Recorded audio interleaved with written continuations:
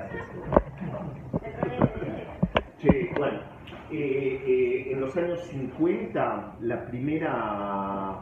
se hizo la primera tentativa de armar un programa que responde naturalmente a las preguntas. Se llamaba ELISA, que era psicoterapeuta virtual. Entonces, vean, por ejemplo, el tipo de diálogo que hacía naturalmente, años 50. Pero no había computadora. Sí, había, pero sí. no para la gente. No había, era en un centro en el MIT. Okay. Por ejemplo, escribía, I am a psychotherapist, please describe your problem. El psiquiatra responde la inteligencia artificial. Ok, lo voy a hacer. Can you elaborate on that? ¿Podemos profundizar? What are you talking about? No, I cannot elaborate. See you later. Why do ¿Está leyendo o porque mi inglés es muy malo? Why do you say that? No, I just don't understand. Dice, ahora me estás alucinando. ¿Por qué te dices eso? No estás diciendo nada. Bueno, esa charla fue hecha en los años 50 con un sistema de inteligencia artificial que da la impresión que responde, bueno, acá justo caímos en un ejemplo en que se van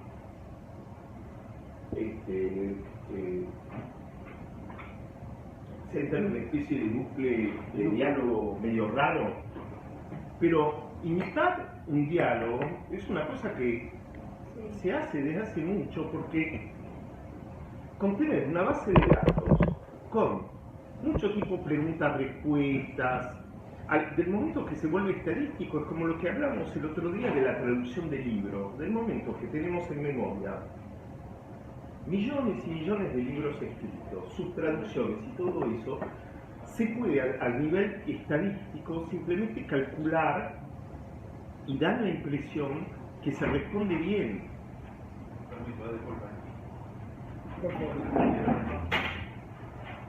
No hace falta tener una inteligencia artificial ahí. Hace falta tener un programa que tiene un poco de cálculo estadístico y que tiene una base de datos bastante amplia para dar la impresión que está entendiendo y respondiendo.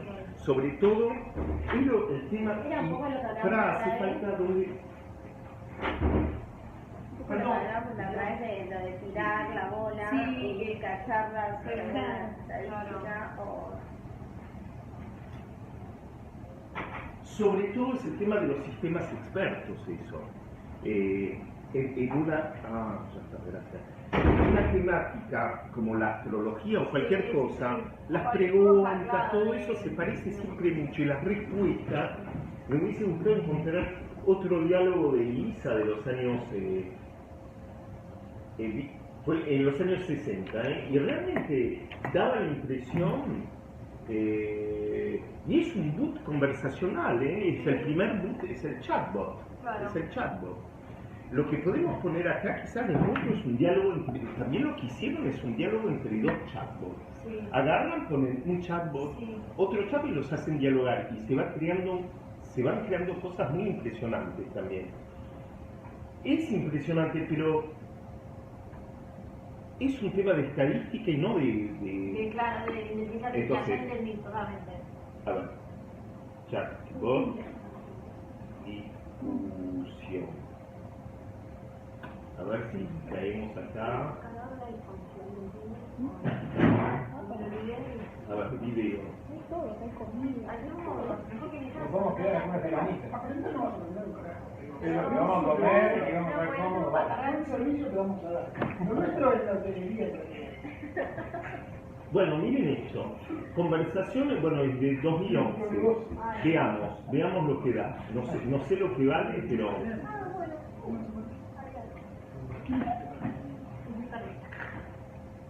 Vamos. A ver qué da. Ay, no se oye.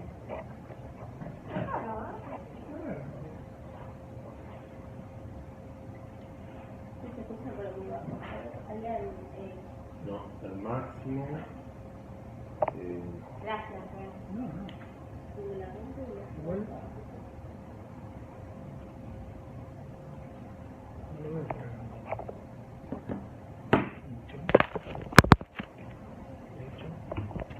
Sí, finalmente es eso, el Big Data. El Big Data es, o en todo caso la inteligencia con respecto al Big Data, es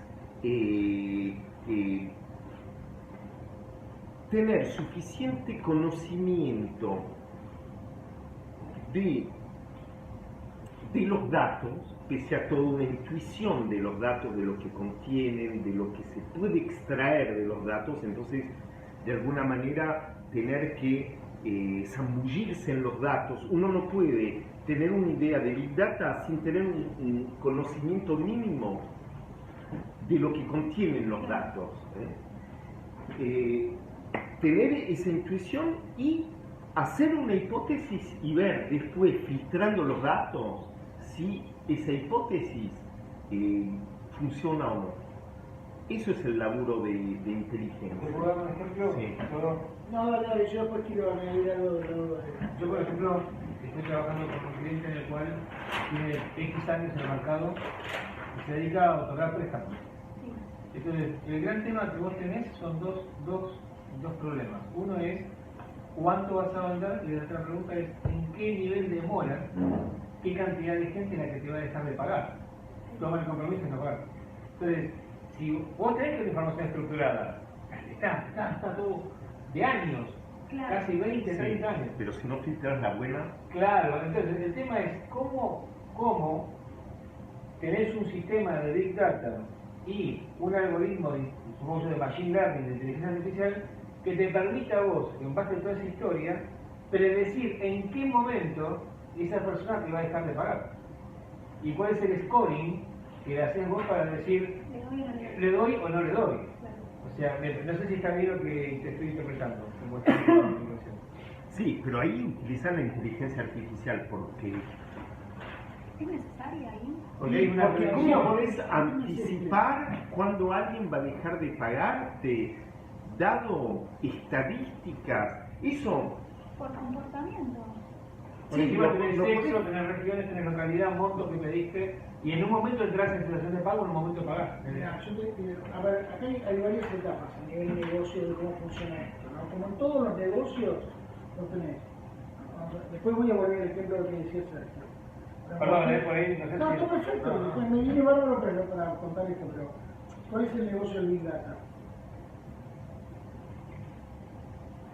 El negocio del Big Data, la parte menos, vos en cualquier negocio, lo que sea que hagas, lo que tenés es primero claramente un plan de negocios, ¿sí? Tenés un plan, tenés una ejecución del negocio, tenés un resultado.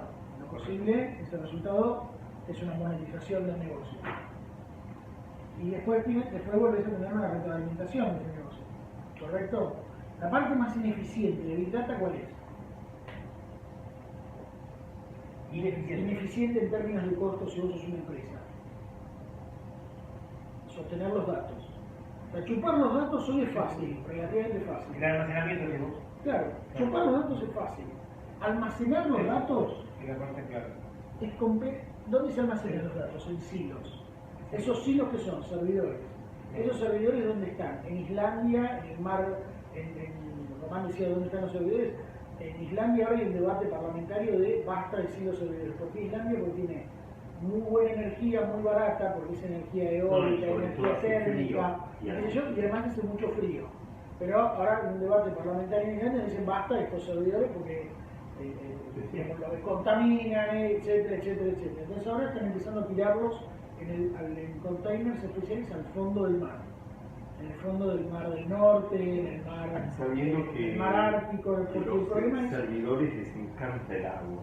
por cada giga, creo que esto es más o menos, por cada giga año son $10.000. Más o menos.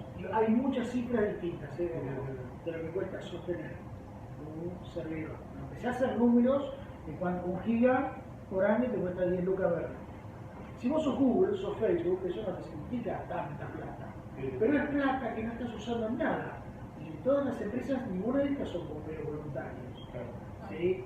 Todo lo que invierten tiene que tener un retorno. Digo, Hadoop, ¿cuál es el negocio de Google? ¿Por qué abren Hadoop? De la misma manera que abren Google Drive. Los datos.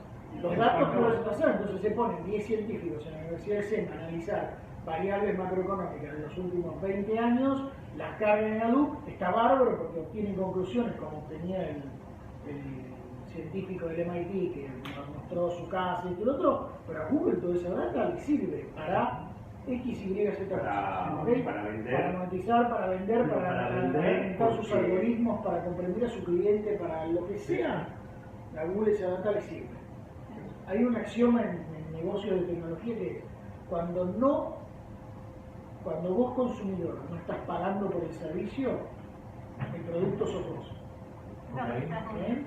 O sea, Facebook es gratis porque el producto de Facebook sos vos. Lo que vende Facebook sos vos.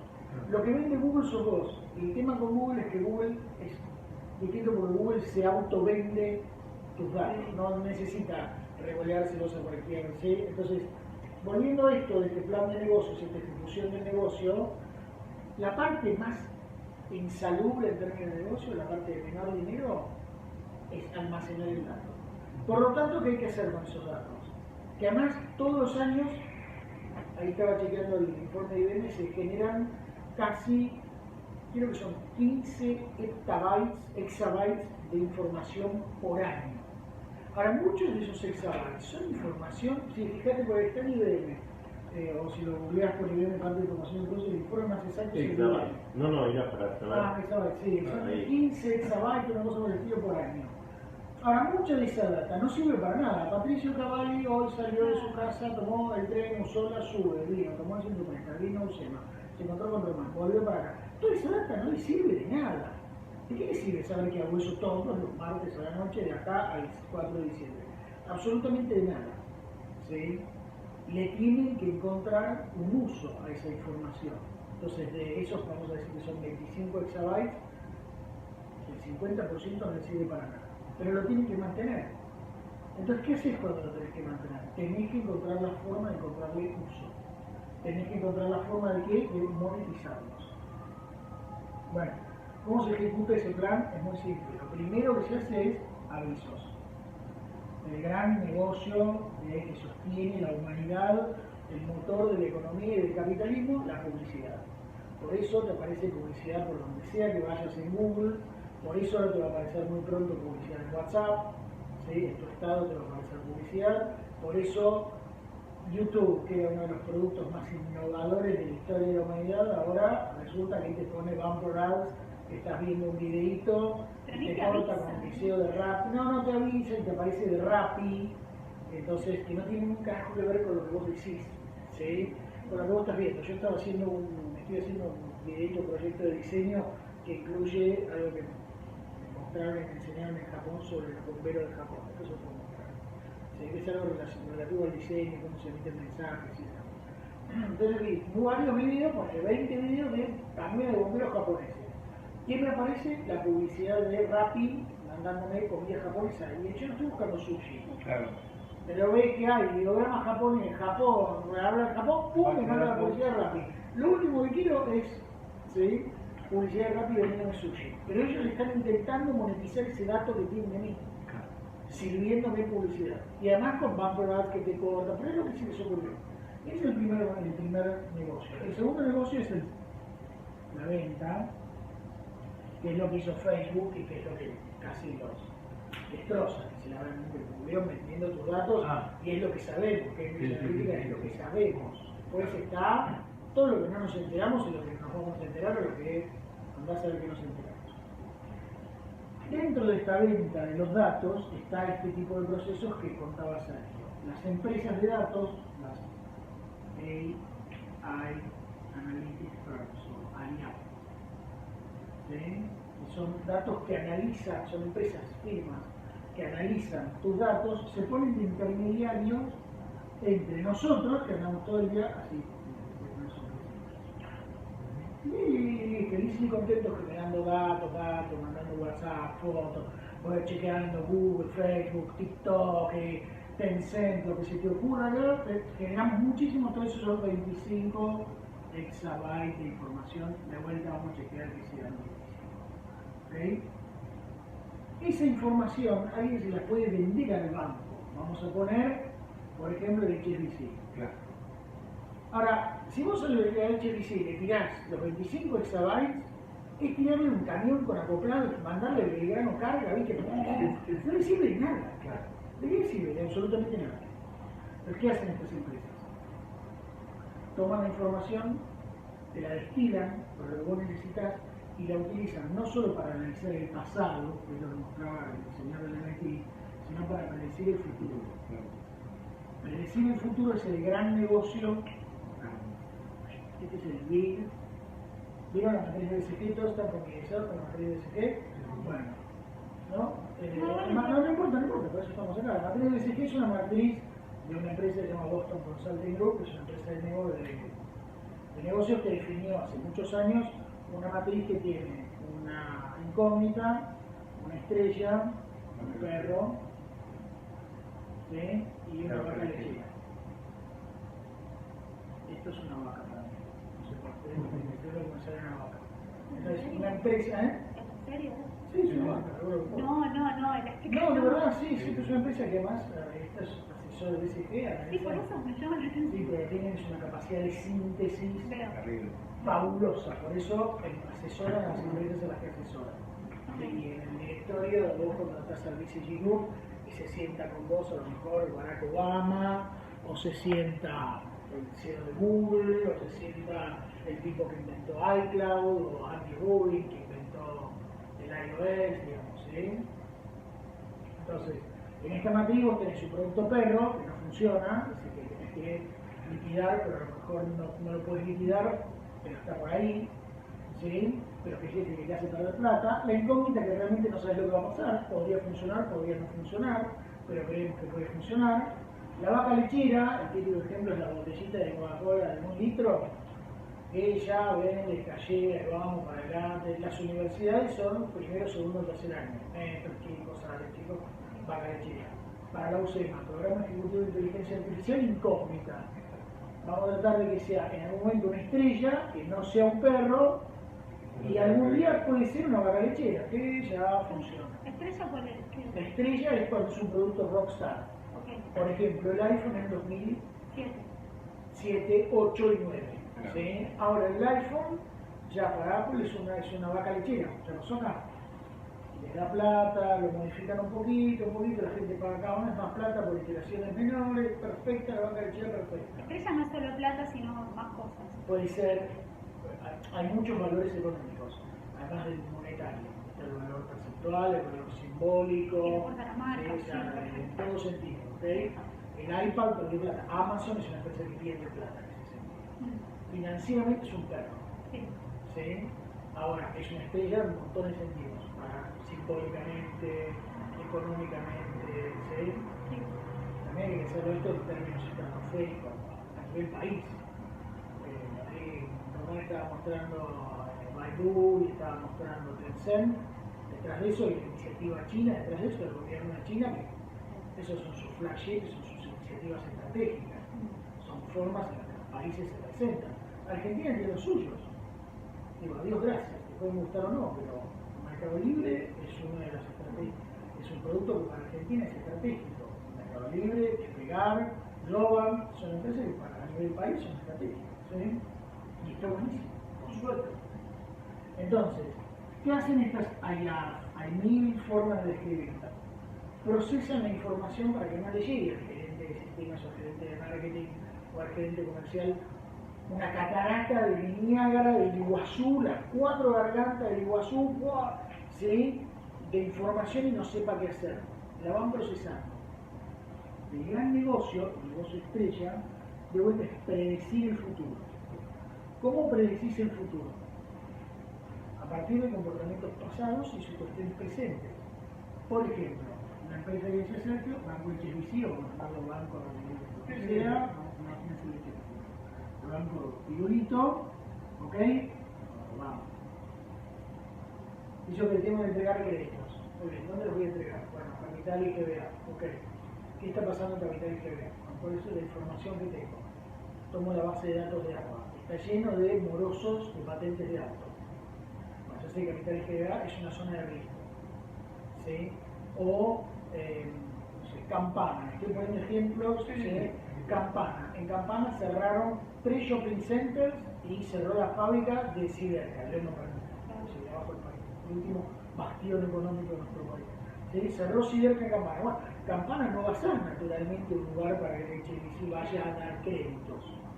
¿Sí? Eso que es fácil cuando lees el diario todas las mañanas, imagínatelo con millones y millones y millones de terabytes de datos sobre comportamiento, sobre compras. Cuando una persona está comprando mucho, quiere decir que o tiene crédito, o tiene un buen salario, o tiene inflación, o tiene algo que, bueno, a esa persona le podemos dar un crédito.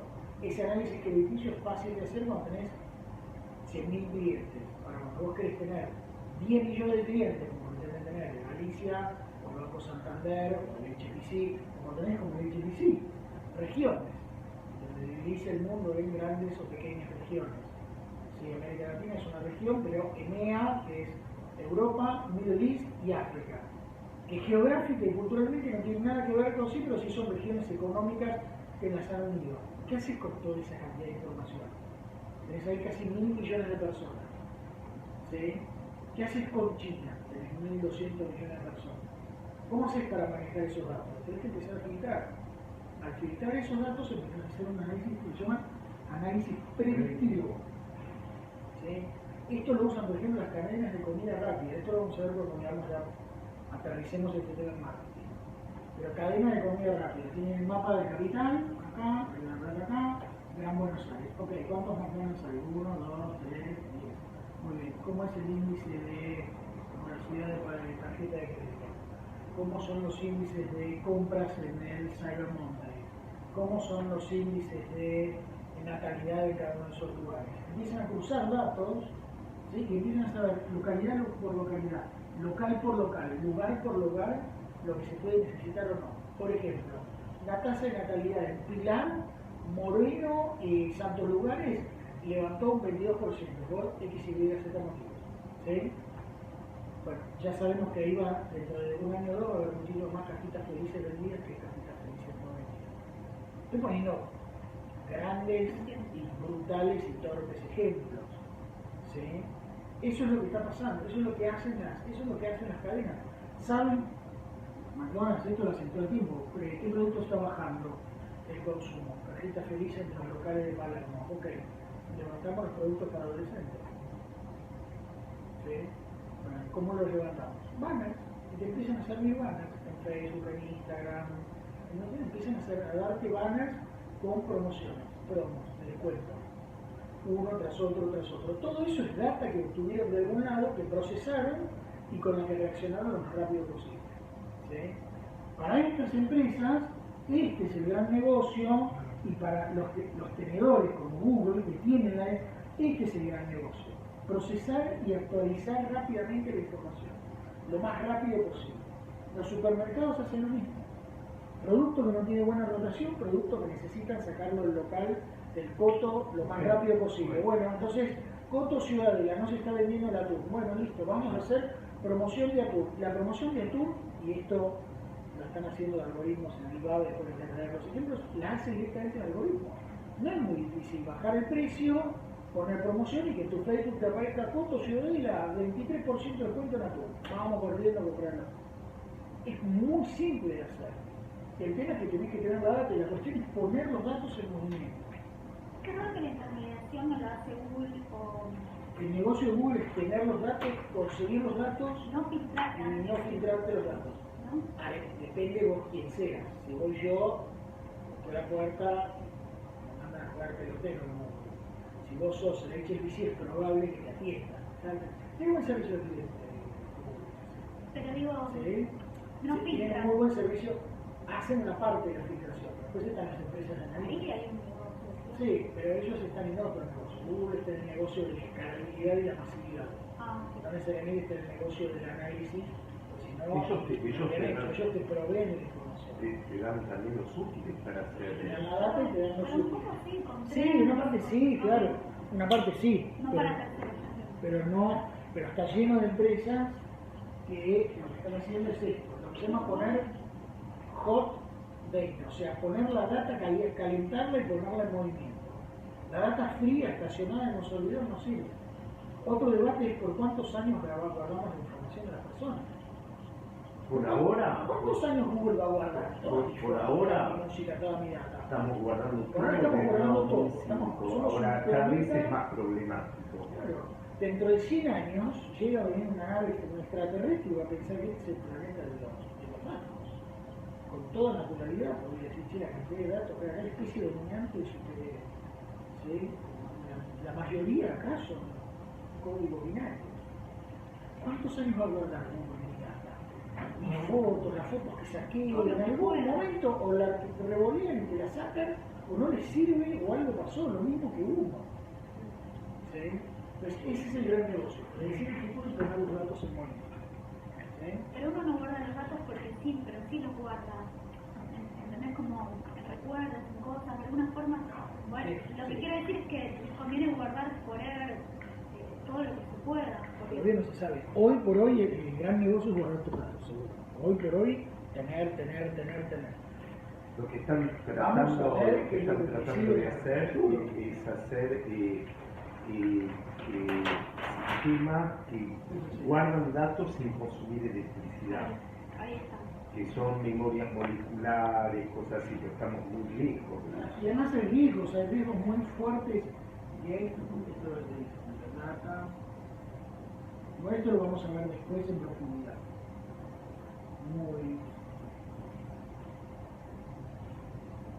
O sea, el dato estacionado no sirve para nada. No sirve absolutamente para nada. Vos estás diciendo algo, yo quería sumar sobre eso, y me dije, ¿qué estás diciendo? Están tratando de hacer memorias que no consumen electricidad. Claro, que no consuman electricidad porque tenés. ¿Cuánto es rentable tener data de gente que a lo mejor no modifica su hábito de consumo? ¿Qué más le podés vender? Por ahora lo que tienen que hacer es moverla. Obviamente estamos, además también en economía hay lo que se llaman ciclos, hay ciclos naturales. ¿Sí? Y ciclos económicos de economía siempre es 50% realidad, 50% percepción y factores psicológicos. Hay inflación, porque tenemos ya inflación, los aumentos de los precios, remarco, hay un factor real y un factor psicológico. Es como vieron el riesgo país. Bueno, el riesgo país, cuando quieren armar quilombo, el riesgo país, que aumentó, el riesgo país sube, baja, ¿sí? No es tan, pero bueno, es psicología. Bueno, esto es lo mismo. Ahora las empresas se dieron cuenta que hay valor en los datos. Lo vieron 4 o 5 empresas, lo vio Facebook, lo vio Google. Bueno, dijeron, ok, vamos a darle valor a los datos. Ahora todas las empresas quieren datos. Entonces hay como una especie de burbuja de data.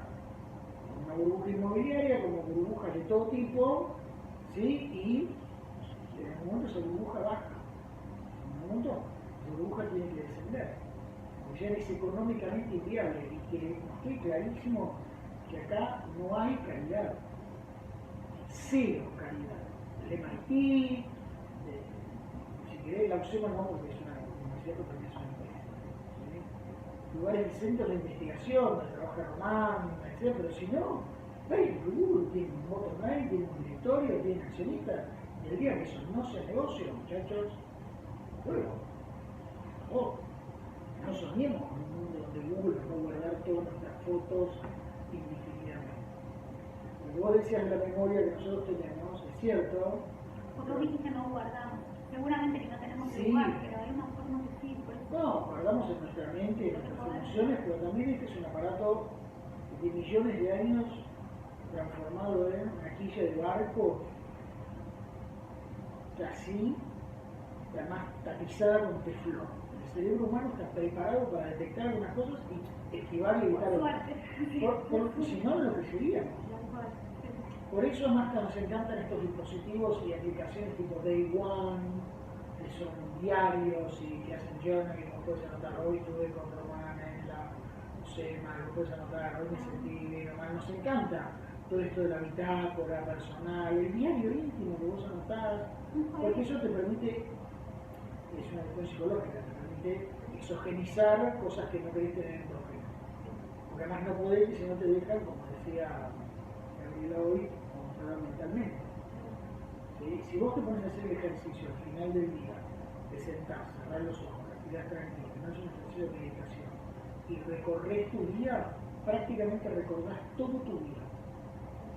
Así probarlo a la noche, antes de irte a dormir, te cerrás los ojos, respirás tranquilo y puedes recordar todo tu cerebro, almacena.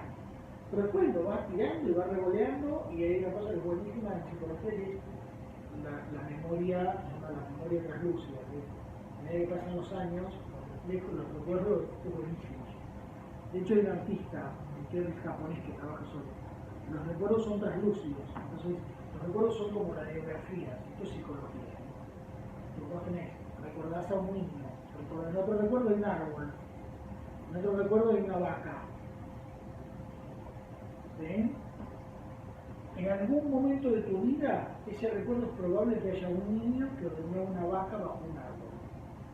Es muy probable que vos digas, sí, pero no es real. No es real, se llama la memoria translúcida. Por eso, y ya me estoy yendo de vista.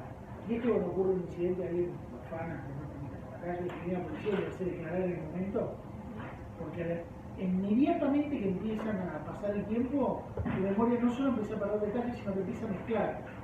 El problema no es que pierda detalles, el problema es que mezcle. A todos nos pasa eso. De hecho, cuando una persona llega a los 70 años, casi el 40% de las cosas que cuenta que le ocurrieron y que hizo son mentiras. Pero no son una mentira, deliberada. Cree que hizo, recuerda que hizo, porque está sumando un recuerdo a otro. Yo viajé a Italia, yo vuelvo a Italia, había una azafata que me sonrió, el capitán nos metió una tormenta, había una tormenta, entonces yo me mojé y terminó mojado en un vuelo de Italia. Y vos decís, ¿cómo hiciste para terminar? Bueno, eso es lo que pasó. ¿Sí? Pero de vuelta, nuestro cerebro es una cosa, el cerebro de estos aparatitos es otra. Por eso no queremos mirar fotos de un exnovio o una exnovia. En el cerebro se mira muchas fotos. ¿Por qué? No, un giga, nosotros nos estamos con gigas. No, Pero ya hay discos de entera. Esto tiene casi entera.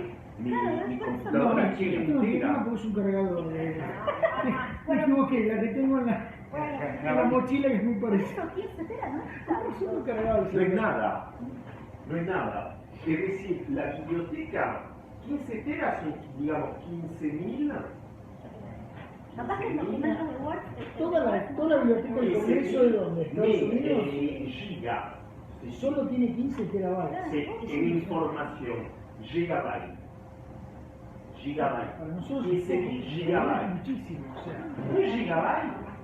¿Qué es? Un gigabyte es una película, digamos, más o menos. 15.000. Bueno, no se sabe cuánto la humanidad creó de información, pero ya sabiendo la más grande biblioteca del mundo, digamos, la que tiene más libros, tiene apenas esto.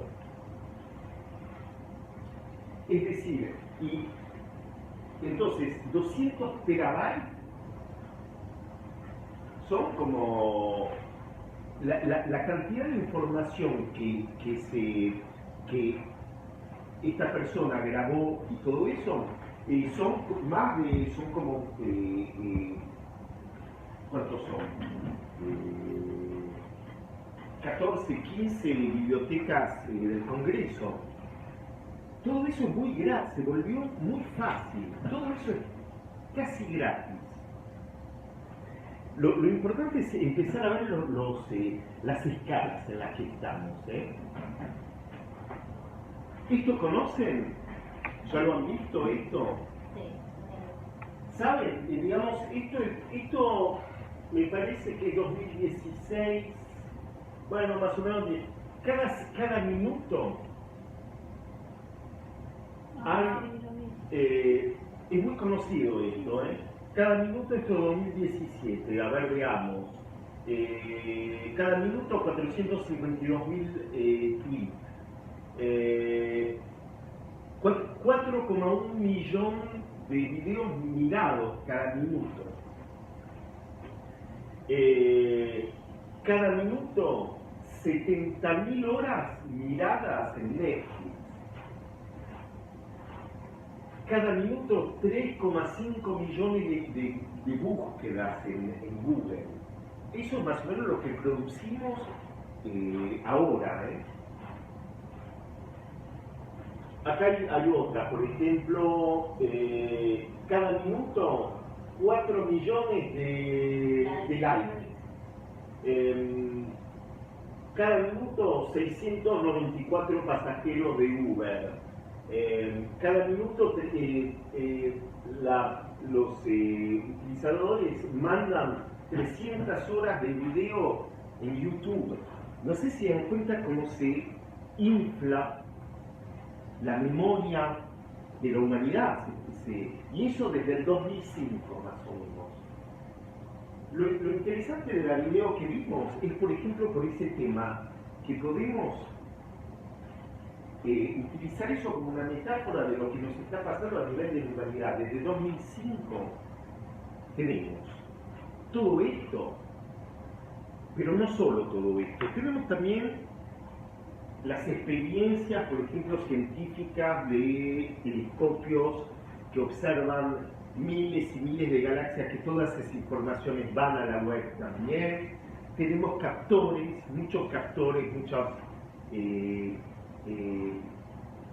sistemas de video, captores de presión. El mundo está recolectando cantidades de información que no se puede imaginar. Y eso significa que de alguna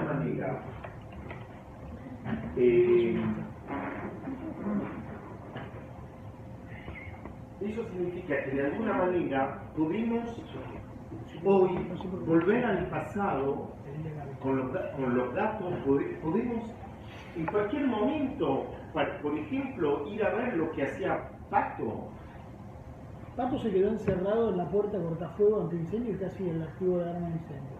¿Cuándo? Porque acá, para buscar el teléfono hay que salir y está la puerta de incendio. Y se cerró, y son esas puertas cortafuego que no se abre desde adentro, y empecé a tironear y escuché un tic, y casi se activa la fire alarm, luego evacuar a toda la Alguna usina. te tenés que mandar. Ya me pasó el año pasado.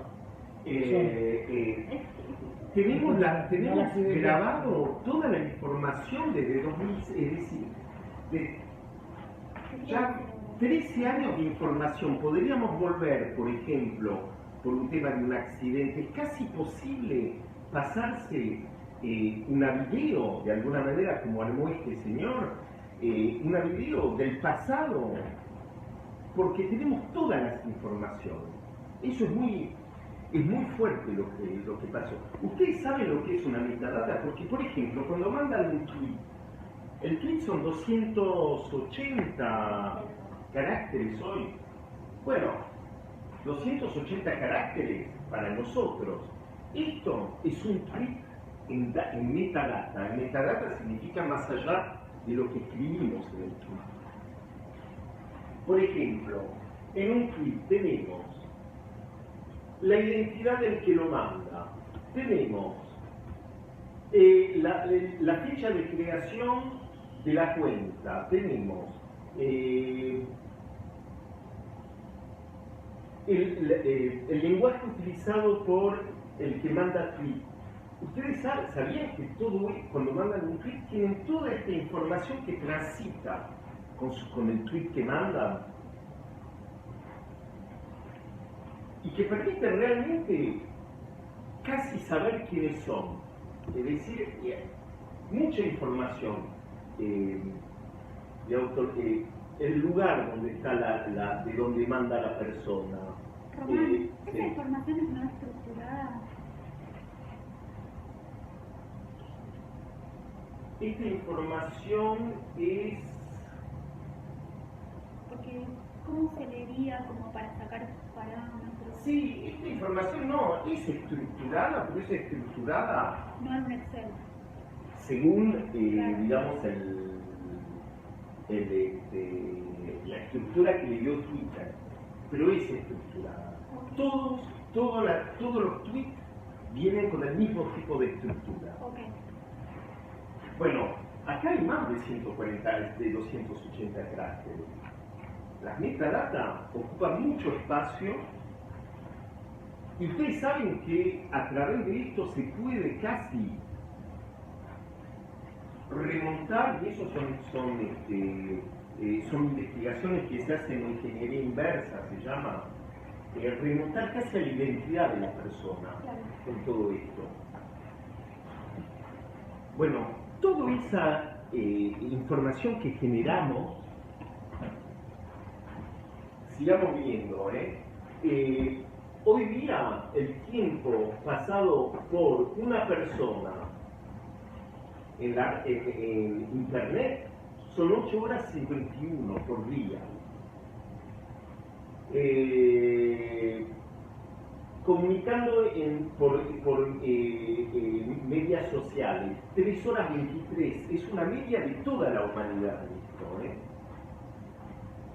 2 horas mirando videos y 1 hora escuchando música, eso es media para la humanidad.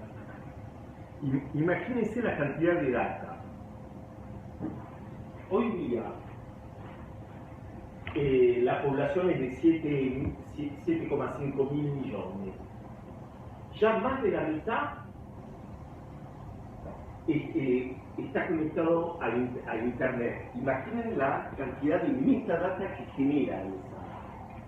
Un poco menos de la mitad utiliza los medios, las redes sociales. 68% tiene un móvil y 40% más o menos utiliza las redes sociales con el móvil. Todo eso genera a cada segundo enormemente de datos. ¿Ven un poco la escala más o menos de lo que estamos hablando? Al nivel del análisis de datos. Entonces, Google, como con el tema de la inteligencia artificial, que es TensorFlow, Google también ofrece a todos gratuitamente sus útiles para entrenar Big Data. Ustedes pueden, se llama Hadoop.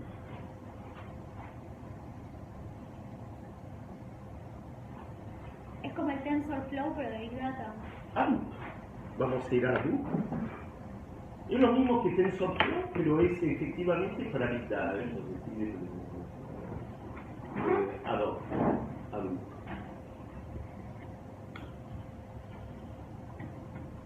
Significa que ustedes podrían hacer lo que hizo este tipo que mostré el alumno. Todo lo que es accesible para todo el mundo. Apache Hadoop.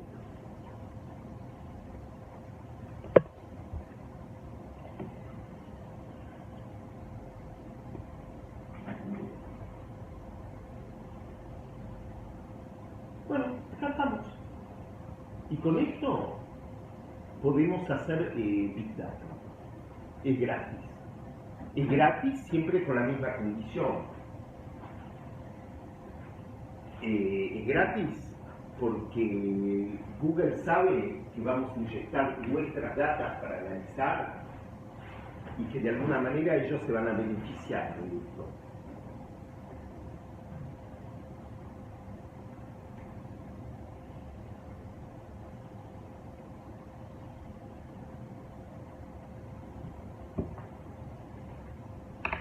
Bueno, por ejemplo,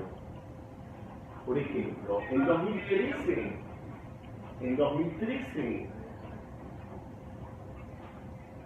el análisis de 100 terabytes de data, 100 terabytes es decir, 8 veces la cantidad de información que hay en la biblioteca del Congreso, tardaban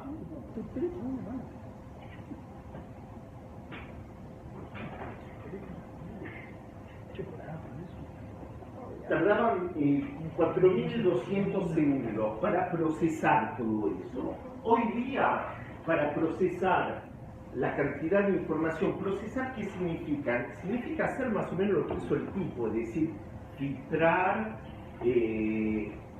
estructurar y encontrar un sentido a los datos.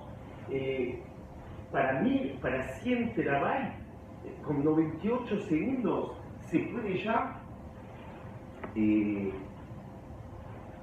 analizar esa cantidad de datos. La rapidez está aumentando mucho también en el análisis de datos. Sigamos un poco. Hoy, en 2015, había 7,9 zettabytes. En 2020 se va a ir a 35 zettabytes. Entonces, ¿qué es todo esto? Acá estamos al terabyte. Conocemos el gigabyte, el terabyte. Hoy día estamos con un nivel, digamos, de información total de data que circula en la red o que está, digamos, guardado en la red del orden del zettabyte. Es decir, ¿ustedes conocen esto? Esto es simplemente un terabyte, digamos, con respecto a un byte. Un terabyte son, un gigabyte son 1000 millones, es decir, ¿conocen esta notación? 10 a la potencia 9 es 10 seguido de 9 ceros. Bueno, 1 millón es 10 a la potencia 6. 1000 millones es 10 a la potencia 9. ¿Ok? Un zettabyte, por ejemplo, serían, si consideramos un disco, un CD y una película de 1 giga, un zettabyte son 1000 millones de películas de 1 giga. Estamos en esta escala a nivel mundial, en cantidad de información. Es algo que nada nos preparó a esto. Por supuesto, todo esto cuesta mucha plata porque hay que mantener toda esa información. Acá tengo unos datos. Lo que me interesaría llegar es ¿qué es la Big Data finalmente? ¿Cómo se hace Big Data? ¿Cómo se hace Big Data? ¿Tengo una pregunta? Sí. Hay datos de todo tipo, Sí. foto, audio, todo. Ajá. Bueno, y para llegar a procesarlos y compararlos con otros videos, con otras cosas, hay como programas muy por arriba que los usuarios, eso es lo que no entiendo. Todos subimos datos, y hay programas donde te estructura de alguna forma si es foto, si es audio, te separa cosas y te las puedes medir. El programa, los útiles para estructurar todo esto es Hadoop. Es lo que propone Google. Okay. Google propone una serie de útiles como TensorFlow para inteligencia artificial. Entonces, ¿cómo es el mecanismo? El mecanismo es muy simple. Ustedes están frente a su compu y simplemente hay que ir a Hadoop. Y entonces, ¿cómo es? ¿Cómo funciona esto? Las bases de datos, no sé si ustedes conocen, bases de datos hay en todas partes. Miles de bases de datos más o menos grandes. Todas están conectadas a Internet, salvo, no todas por supuesto, hay algunas que en general están todas conectadas, pero el acceso no es libre. Es decir, depende, hay bases de datos abiertas, bases de datos cerradas, bases de datos privadas que se puede, por ejemplo, uno no puede acceder a la base de datos de la CIA.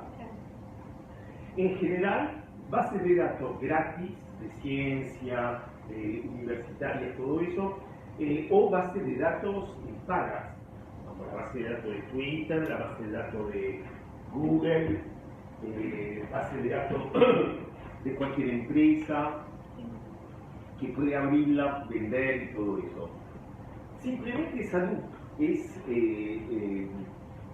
útil, ofrecido, digamos, gratuitamente por Google, que permite, entonces, ¿cómo se gestiona esto? ¿Cómo hace un ingeniero, digamos, un data scientist para hacer lo que nos mostró este señor, por ejemplo?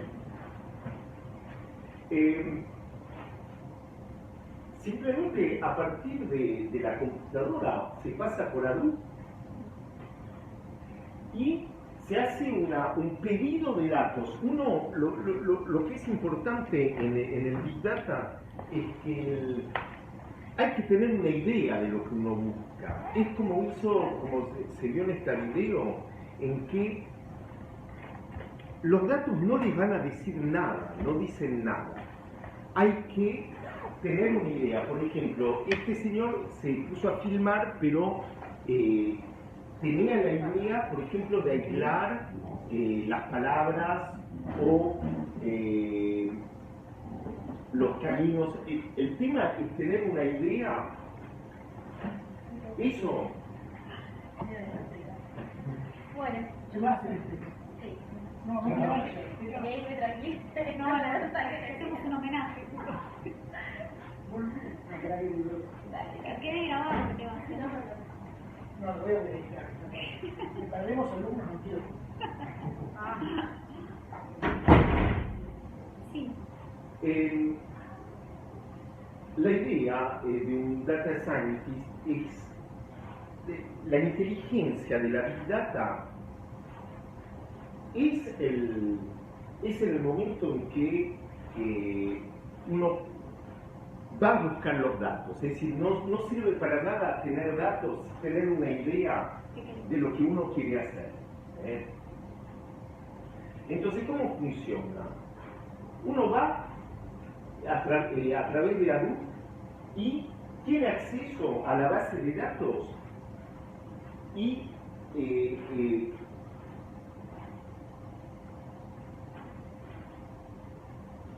a través de Hadoop, desde la computadora personal, esos datos son analizados por útiles justamente de Hadoop, que uno, es decir, ahí ya entra la inteligencia del data scientist. Uno ya tiene que tener una idea, es decir, ¿cómo decir? No sirve para nada traer todos los datos. Ya en la elección de datos, uno ya tiene que tener el proyecto de lo que quiere hacer.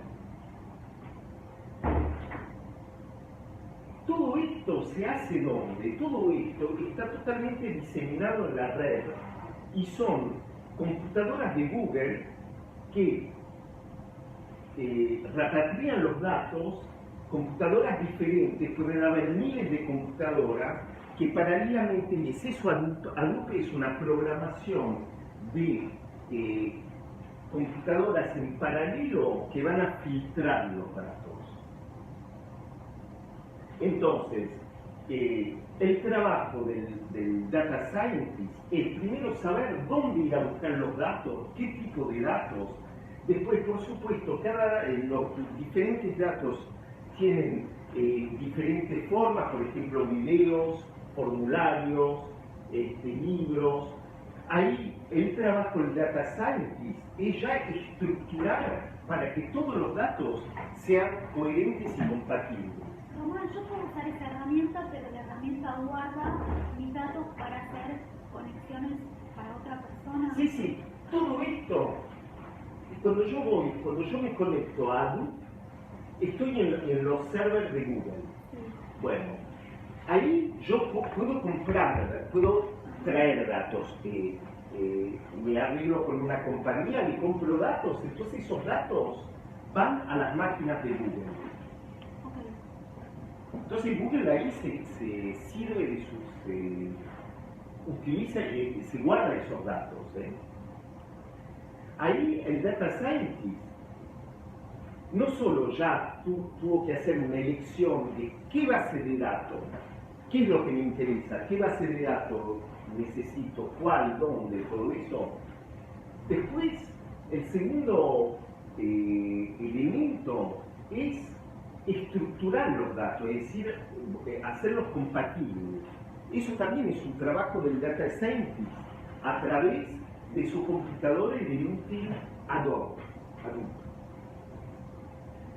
Una vez que está, bueno, estos son varias máquinas puestas en diferentes lugares de Google. Una vez que se hizo la elección de las bases de datos, se compró los datos en algún lugar, se los transfirió a las computadoras de Google en algún lugar, uno nunca sabe dónde están, ¿no? Pero están en diferentes lugares del mundo, que se las transfirió, que se las estructuró para poder comparar. Por ejemplo, yo necesito comparar metadatos de Twitter con datos publicados por revistas. Todo eso son datos que están estructurados de manera diferente. Eso es un trabajo también del data scientist. Yo puedo saber, por ejemplo, quiero saber cualquier cosa, el día de los enamorados, ¿qué pasa en Instagram, en Twitter, en las redes tipo Tinder? O sea, sacar que si se postean más fotos en Facebook de gente en pareja, todo eso lo puedo buscar ahí y puedo hacer. O lo podría procesar ahí, digamos. Sí, a condición de comprar los datos en los diferentes las diferentes empresas y de fijarte. Por ejemplo, podemos volver al dato de Twitter. Por ejemplo, Twitter va a tener esto de esto. Lo que me interesa, por ejemplo, digamos, estoy buscando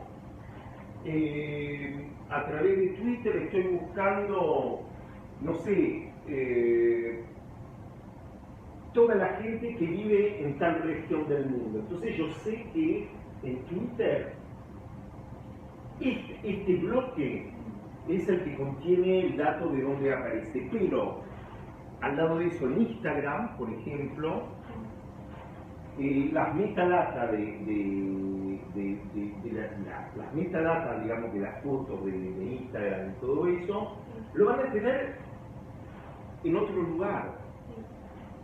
Eso voy a tener que explicitarlo a nivel del filtraje de los datos. Voy a tener que decir, a través de Hadoop, voy a tener que decir, juntar en una hoja Excel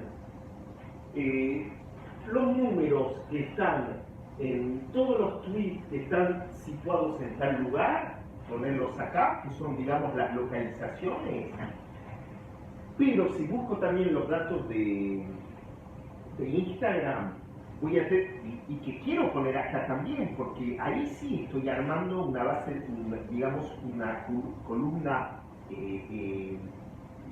homogénea de localización. Ahí voy a tener que indicar a través de Hadoop dónde ir a buscar la información del lugar geográfico en donde está la máquina. Todo eso se hace a mano. Se hace a mano, pero no para cada tweet o para cada imagen. Se hace a mano por tipo de base de datos, porque cada base de datos tiene su estructura. Después están los datos realmente totalmente desestructurados, pero eso es un trabajo adicional, digamos. Bueno, todo esto, entonces, a partir de la máquina, pasando por el servicio Hadoop, se va a buscar los diferentes datos en cada base de datos, se los lleva a las computadoras de Google, ahí se las estructura, se filtra el tipo de datos que uno quiere guardar y se estructura para armar una lista coherente. Y recién después se hace el análisis de datos. Eso significa que para poder hacer todo esto hay que ya tener una meta en el Big Data. Hay que tener una meta, hay que saber lo que uno está buscando. No es el dato mismo que te va a dar, sobre todo con estas escalas que les mostré, bueno, digamos que no... Todo esto que no quise pasar mucho tiempo, que ustedes tendrían que fijarse un poco a qué nivel estamos en las escalas. Todo el laburo de un data scientist y de alguien que quiere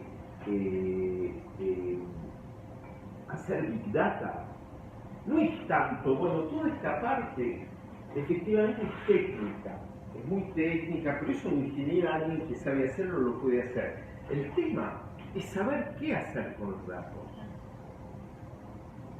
Por ejemplo, a nivel científico, bueno, se hacen muchas cosas. Por ejemplo, con el Big Data se va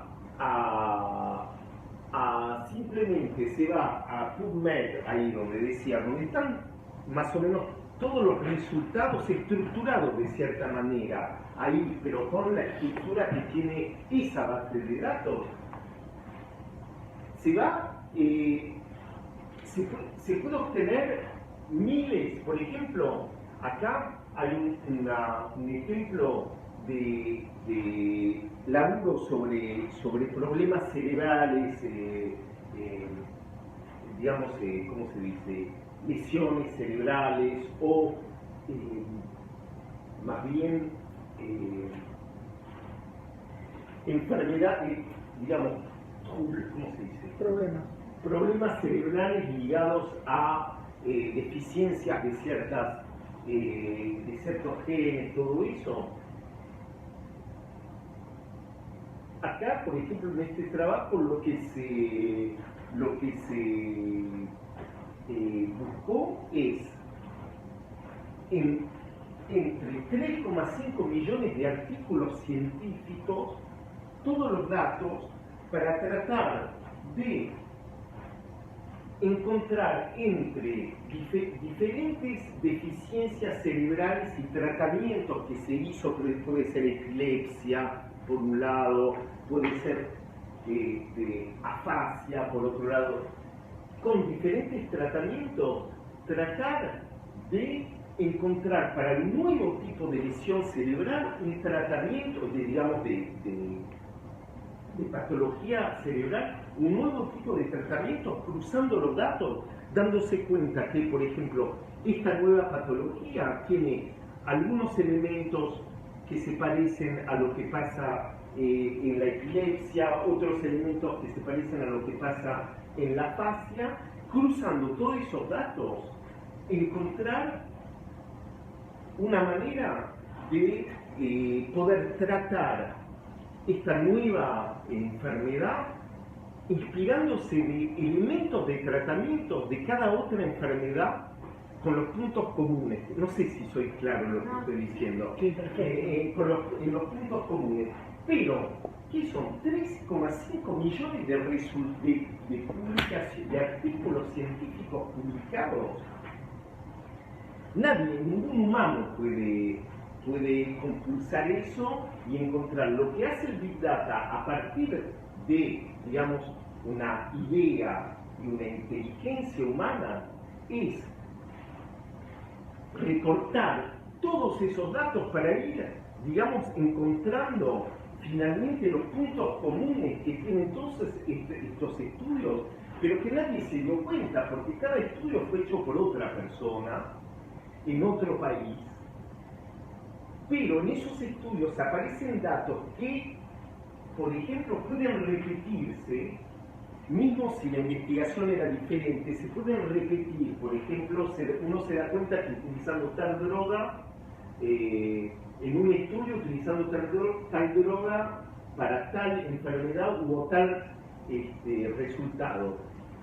Otra persona en otro lugar del mundo publica un papel diciendo que utilizando tal otra droga, pero que se parece quizás a la primera, hay tal otro resultado. A través del Big Data lo que se hace es poner en común esas cosas y encontrar, darse cuenta, por ejemplo, que efectos que medicamentos diferentes utilizados en situaciones muy diferentes de patologías cerebrales, finalmente ahí adentro hay una molécula que tiene el mismo tipo de acción y podría servir para un tercer tipo de enfermedad. Bueno, no sé si está muy claro eso porque es un poco más complicado. ¿Lleva mucho tiempo todo esto de procesamiento? ¿Lleva tiempo de procesamiento? Mira, hoy estamos al nivel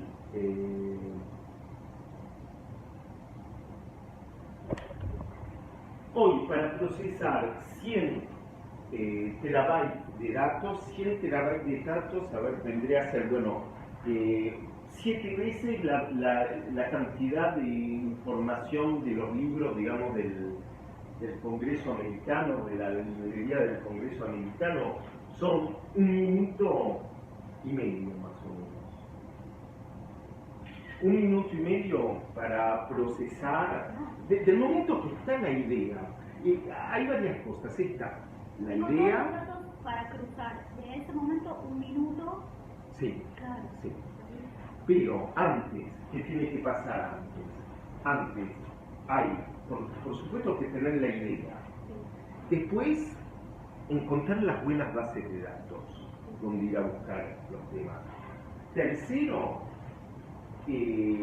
homogeneizar los datos, estar seguro de que podés comparar, que tenés datos estructurados de manera con el mismo tipo de línea, por ejemplo, que tal y tal base de datos, las posiciones IP estén listadas, digamos, en una columna, para poder, por ejemplo, si vos querés aislar los datos de una región particular, saber en cada base de datos dónde ir a filtrar esa información. Por ejemplo, si es muy posible, que haya una base de datos en que en vez de tener columnas así, tenés toda la información escrita como en un texto y que no sepas dónde está la posición y ese tipo de cosas, por ejemplo. Hay datos que son totalmente desestructurados, significa que la dirección IP, la hora, todo eso es como un texto escrito en un papel, así todo se sigue. Y ahí es mucho más complicado. Bueno, todo ese laburo es antes de este cálculo. Una vez que tenés todo eso y que decís, bueno, ahora tengo todos los datos, tengo mi idea, lo que quiero yo es aislar tal tipo de, por ejemplo, saber si en tal región, es decir, todos los IP de tal región, en los Twitter, en la página Facebook, ¿cómo se llama? Facebook, Instagram, TikTok. En las fotos de Instagram, todo eso, quiero ver si aparece la palabra estoy cansado, porque estoy buscando quizás un elemento de epidemia o algo así que está pasando. Recién cuando terminaste de hacer toda esta homogenización y todo eso, ahí sí, apretás y te compulsa y en 1 minuto y medio tenés el resultado.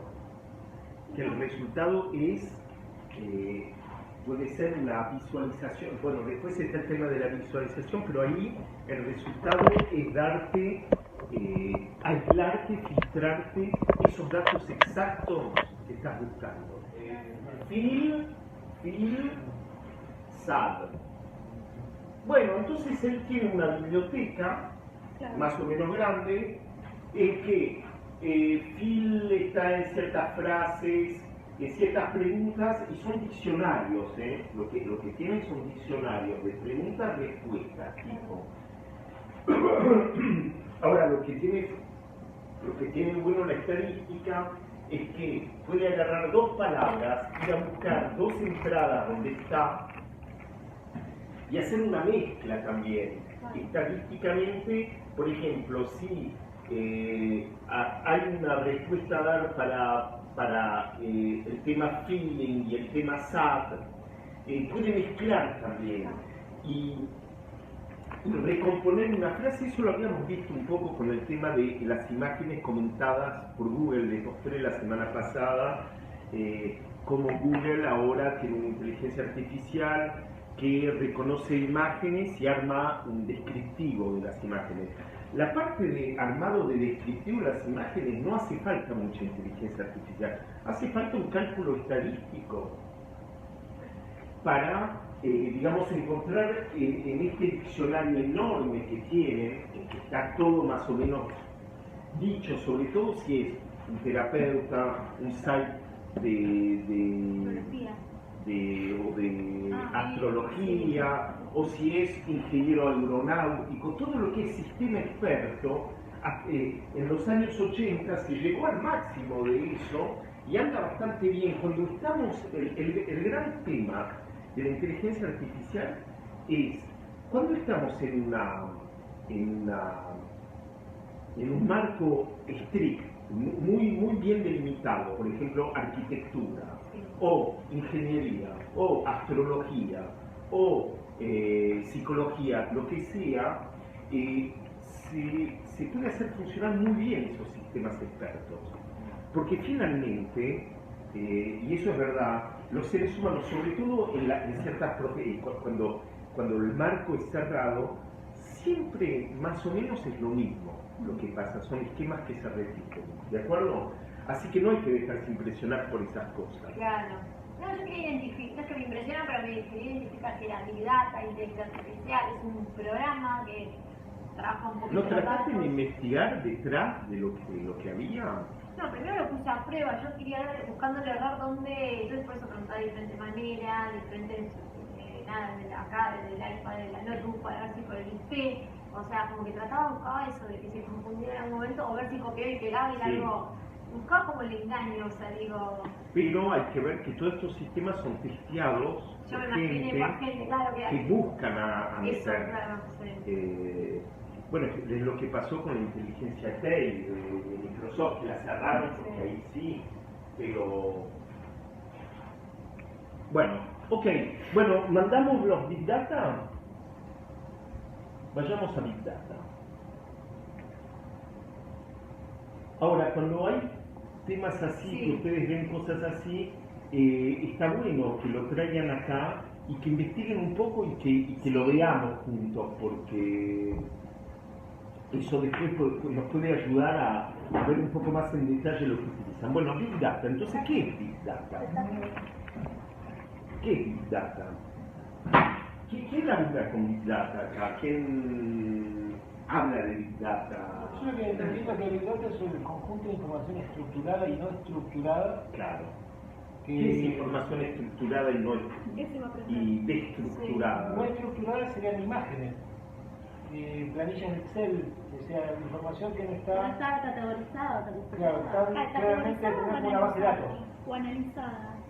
¿Cuál es la diferencia? ¿Categorizada? ¿Le pongo en una columna o analizada? Que es no estructurada. No está analizada. Una imagen, no estructurada es una imagen, me parece. ¿Lo que no está pasado a palabra? Una base documental, donde están los documentos de una persona almacenados, por ejemplo. No sé, por qué me equivoco. Bueno, digamos que el estructurado o no estructurado es simplemente el hecho de efectivamente que los datos estén bien organizados. Por ejemplo,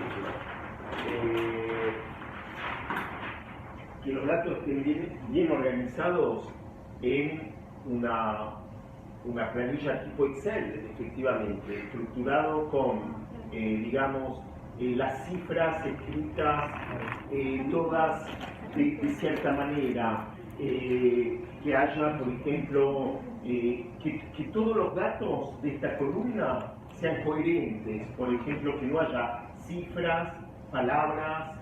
Se pueden leer, sí, perfecto. Sí. El tema es Es que que... están coherentes, en el sentido que están números, todo número. Claro, se pueden leer en fila. Sí, perfecto.